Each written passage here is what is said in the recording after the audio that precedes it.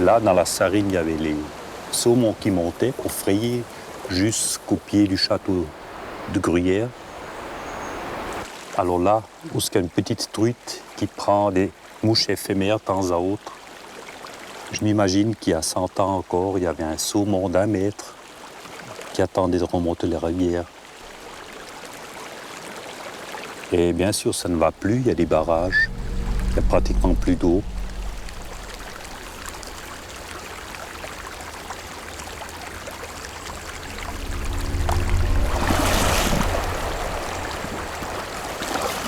J'essaye de faire des images qui montrent la rivière en état d'innocence,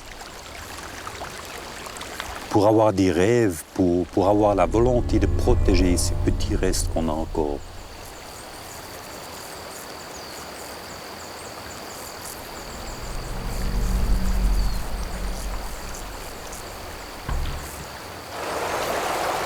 Il y a aussi l'aspect purement de l'esthétisme que je cherche là, dans ce monde qui nous est pas trop connu. Souvent, je vois qu'il y a des images d'une très grande beauté, alors je fais les images tout simplement à cause de ça, parce que c'est très beau. Un peintre pourrait faire ça sur sa toile.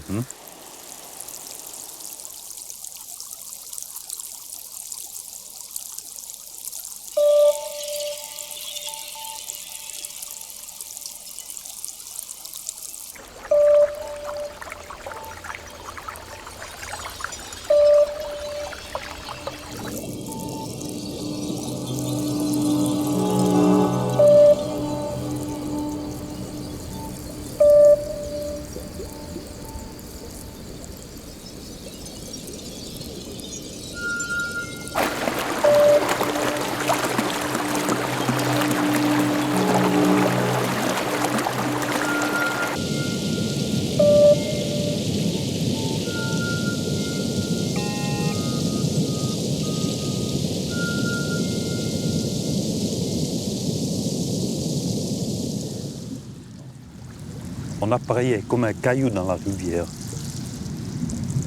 Il fait partie de la rivière à la fin.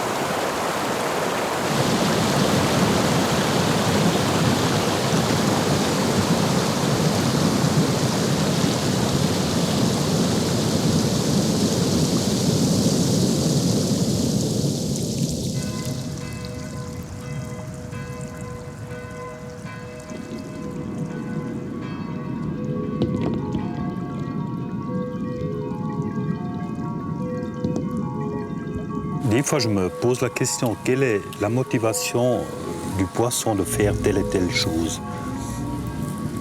Est-ce qu'une truite saute dehors de l'eau par simple plaisir ou elle le fait seulement pour prendre un insecte? Est-ce qu'en printemps, l'oiseau perché sur un arbre, il chante par plaisir? Ou c'est simplement pour démarquer son territoire envers d'autres mâles? Je ne sais pas, mais peut-être je le vois trop d'un côté humain.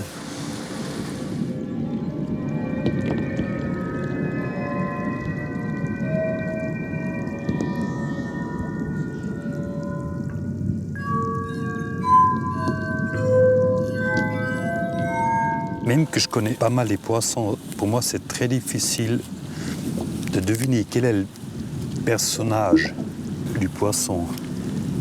La loche, qui vit sur quelques mètres carrés, est, je pense, bien différente d'un saumon qui voyage, qui a vu les océans, qui a vu les requins, qui est monté le Rhin.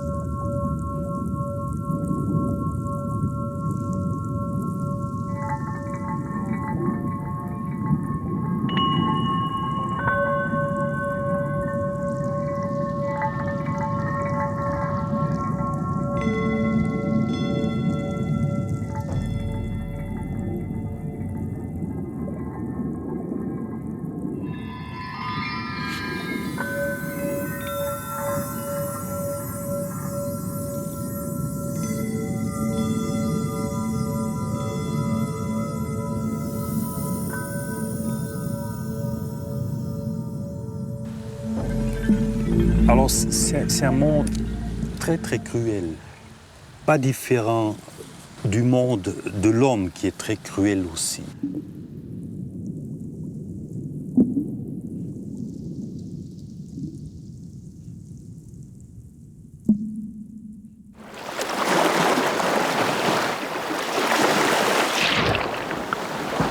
C'est un monde extrêmement varié.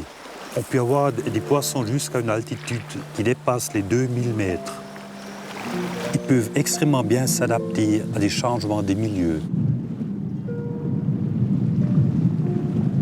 Chez nous, c'est peut-être un peu moins spectaculaire qu'en Amazonie, que dans la mer Rouge, mais ça a quand même sa beauté.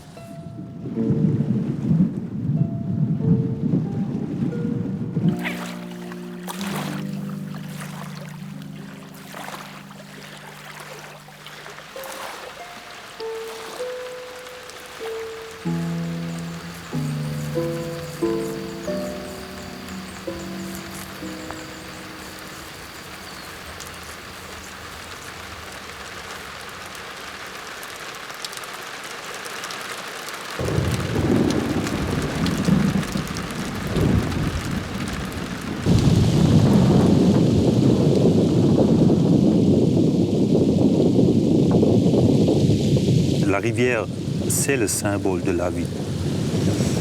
Elle se comporte elle-même comme un être vivant.